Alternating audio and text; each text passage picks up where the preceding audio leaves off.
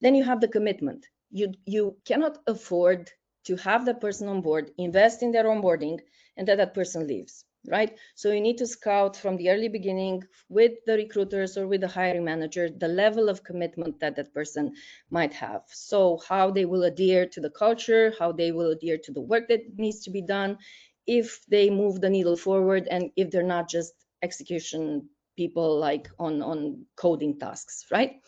And then, because I've mainly worked in outsourcing companies, it's client-facing abilities, right? So aside from the character, you need people to be assertive, to be impactful with external stakeholders, because that will increase, you know, your potential work expansion with the client, your retention of the client, the satisfaction of whatever's going on.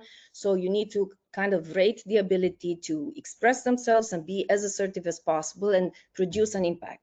Sometimes, you know, we had an experience with someone senior bringing on board, and in less than a year, he was promoted to architect. The client was wowed and amazing by this person, because we scouted for those right client-facing abilities that will make an impact and retain our work as a company, right? And the last part of the 5C metrics that I created is the career growth and potential. You don't hire necessary people for what they can do at this point. They need to be insightful. They need to have meaningfulness and in their work. They need to find meaningfulness in their work, right? How intentional they are about their growth. And that's highly important for what we're bringing on board.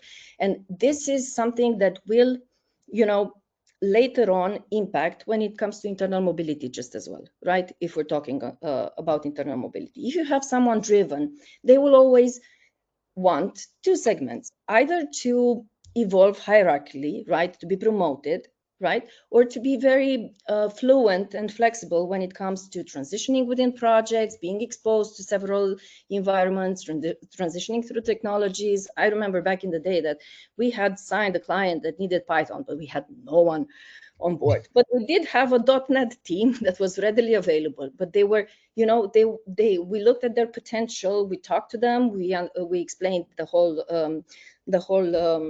situation, and they were more than willing to transition to Python. It happened in a month or so, and within the rest couple of months, they did specialize more in whatever the client needed. But it was impactful. Why? Because you had these people that were looking genuinely for growing, and it's not necessarily a job title, but, you know, exposure and understanding more of technology, right? We all want technology agnostic people, right? So you can put in each and every project that you have. Not everybody is like that, right? Some people are very, very rigid when it comes to technology.